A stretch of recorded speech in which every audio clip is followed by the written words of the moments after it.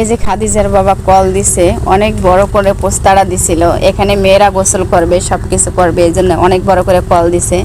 সাইডে জায়গা রাখছে বাথরুম করার জন্য। এই জায়গায় ঘর দিতে চাইছিল, এই পাকের ঘর ভাঙা। আর এই যে হচ্ছে খাদিজার ঘর। এই জায়গাটা এক সময় কত পরিষ্কার থাকতো দেখেন, আর এখন নোংরা আর নোংরা। কারণ ওর মা পাগল, ওর মা একবেলা রাঁধে, আরেকবেলা না রাঁধতে পারে, যেহেতু ওরা অন্যের বাড়িতে কাজ করতে চলে গেছে। ওর মাকে দেখার মতো কেউ নেই।